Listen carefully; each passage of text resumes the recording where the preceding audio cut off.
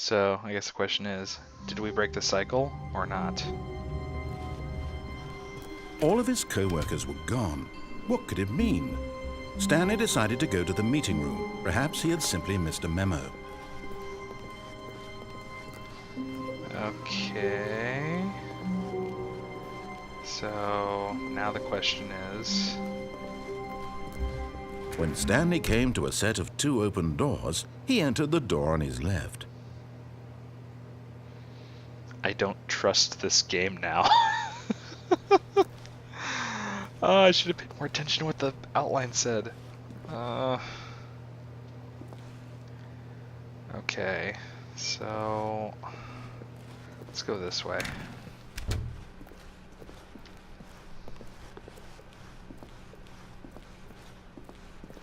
Yet there was not a single person here either. Feeling a wave of disbelief, Stanley decided to go up to his boss's office, hoping he might find an answer there.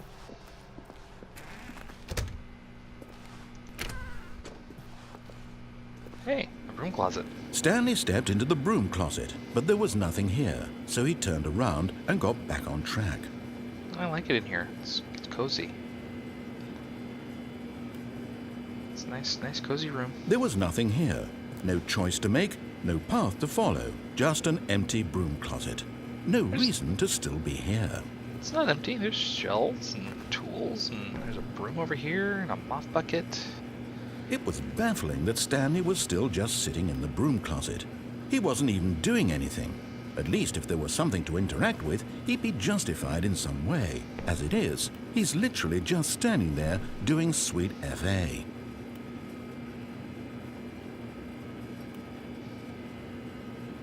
Are you really still in the broom closet? Yep. Standing around doing nothing? Yep. Why?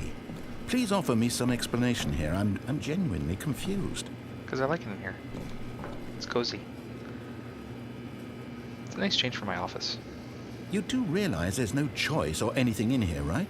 Nope. If I'd Who said cares? Stanley walked past the broom closet, at least you would have had a reason for exploring it to find out. But it didn't even occur to me because literally this closet is of absolutely no significance to the story whatsoever. I And never I don't would have care. thought to mention it. Well,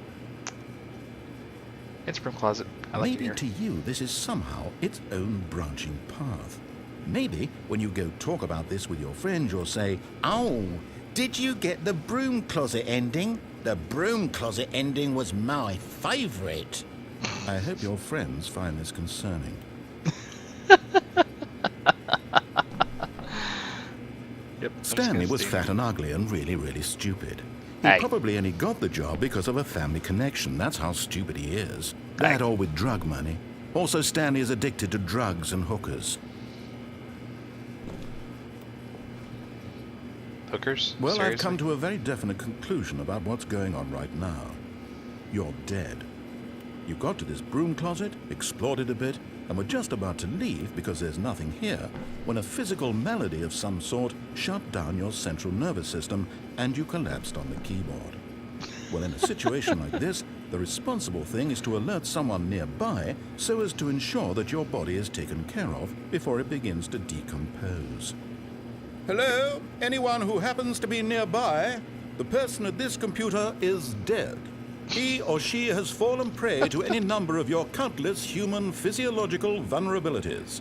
It's indicative of the long-term sustainability of your species. Please remove their corpse from the area and instruct another human to take their place at the computer, making sure they understand basic first-person video game mechanics and filling them in on the history of narrative tropes in video gaming, so that the irony and insightful commentary of this game is not lost on them. All right, when you've done that, just step out into the hallway. Nope.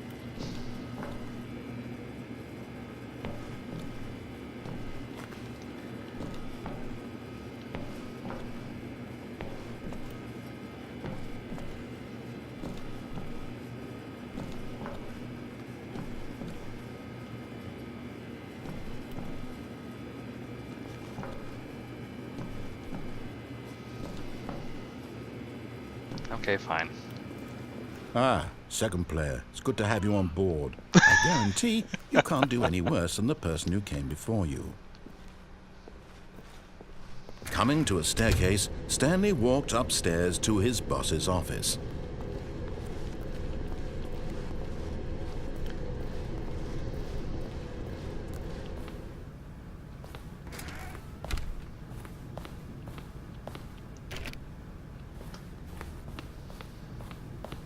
Stepping into his manager's office, Stanley was once again stunned to discover not an indication of any human life. Shocked, unraveled, Stanley wondered in disbelief who orchestrated this, what dark secret was being held from him.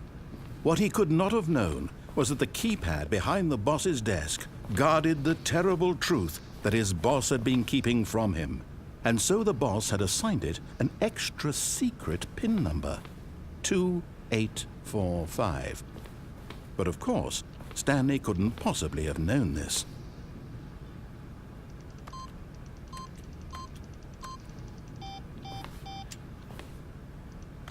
Eight. Stanley simply began entering random codes into the keypad, knowing full well the sheer statistical unlikelihood that this would ever result in a correct combination. If he knew that the combo was 2845, it would be another story entirely. But no, this is what he was going to do instead. Fine, be that way. Yet incredibly, by simply pushing random buttons on the keypad, Stanley happened to input the correct code by sheer luck. Amazing. He stepped into the newly opened passageway.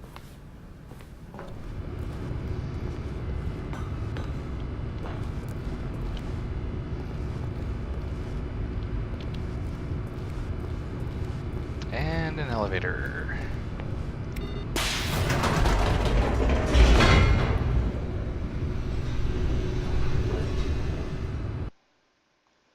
And down we go.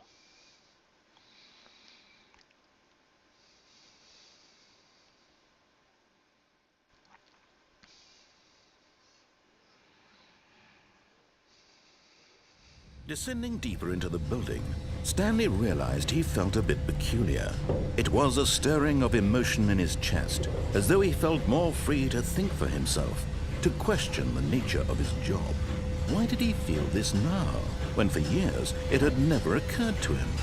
This question would not go unanswered for long. Alright, so what we got down here? Stanley walked straight ahead through the large door that read Mind Control Facility. Yeah,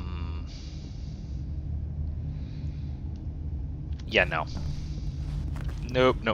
Although this passageway had the word escape written on it, the truth was that at the end of this hall, Stanley would meet his violent death. The door behind him was not shut. Stanley still had every opportunity to turn around and get back on track. At this point, Stanley was making a conscious, concerted effort to walk forward and willingly confront his death. Yep.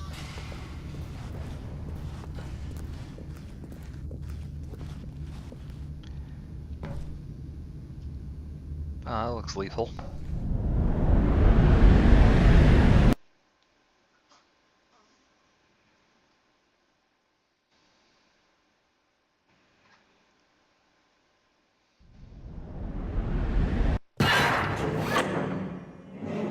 Whoa.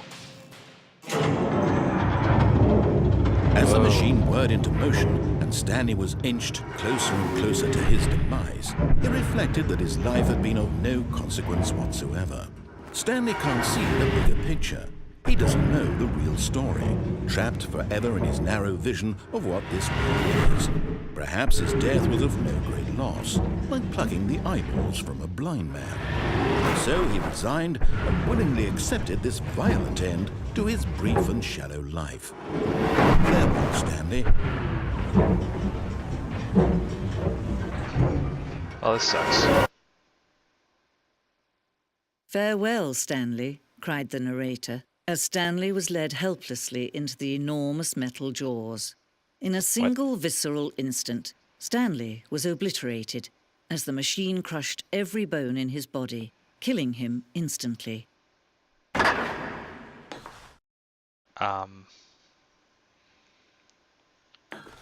What?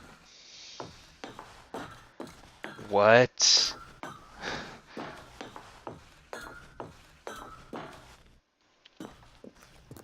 And yet it would be just a few minutes before Stanley would restart the game, back in his office, as alive as ever.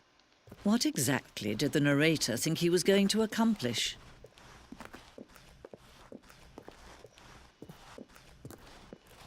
What? When every path you can walk has been created for you long in advance, death becomes meaningless, making life the same. Do you see now? Do you see that Stanley was already dead from the moment he hit start? What? What's going on here?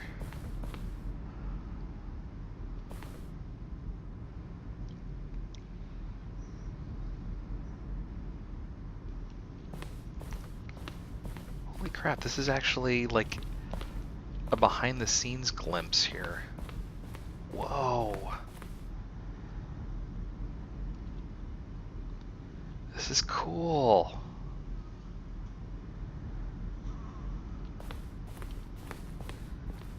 Okay, so office computers, somebody's been playing solitaire. Office doors, button sounds. Each sound is a mixture of a keyboard stroke and a synthesized tone.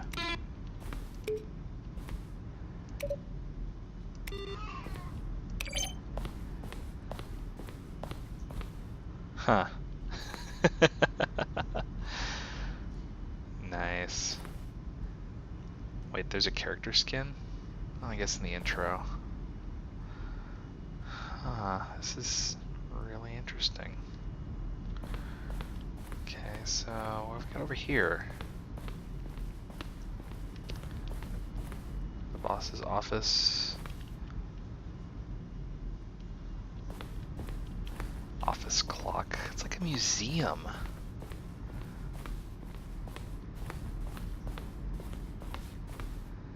Underground.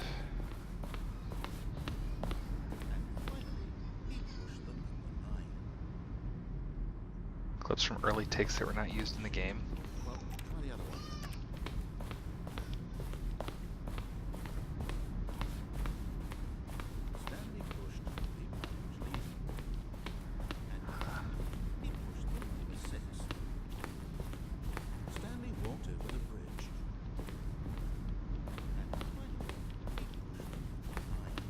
I can't hear it.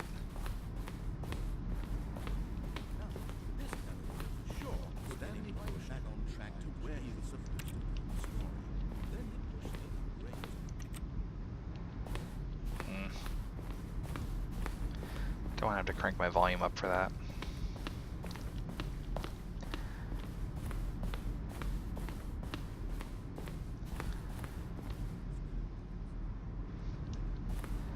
Freedom ending, huh?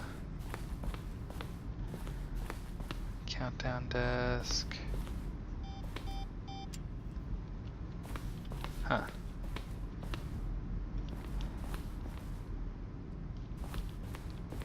Monitor room, elevator.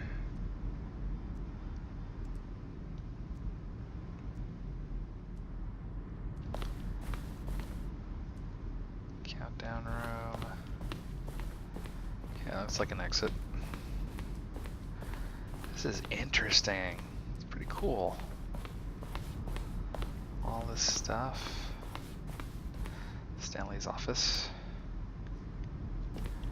So that's what it originally looked like, and then it changed to that. That's what it looks like now. Okay, that's cool. I need to wrap this up. Somebody's getting a little agitated in the background here. Oh, look at these two. How they wish to destroy one another. How they wish to control one another. How they both wish to be free. Hmm. Well, Here's to another restart. Can you see? Can you see how much they need one another? No, perhaps not. Sometimes these things cannot be seen. But listen to me. You can still save these two. You can stop the program before they both fail. Push escape and press quit. There's no other way to beat this game. As long as you move forward, you'll be walking someone else's path. Stop now and it'll be your only true choice. Whatever you do, choose it. Don't let time choose for you. Don't let time... Well, that was a little creepy. Um...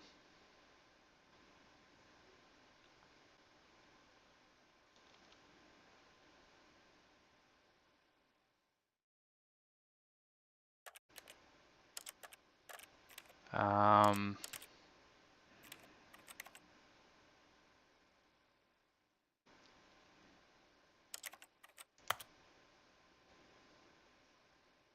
Hmm.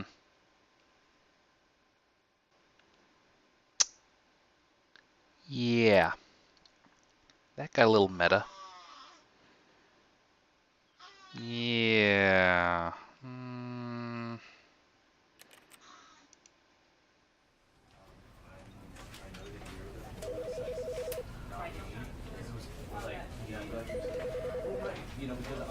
Clean up on aisle 3?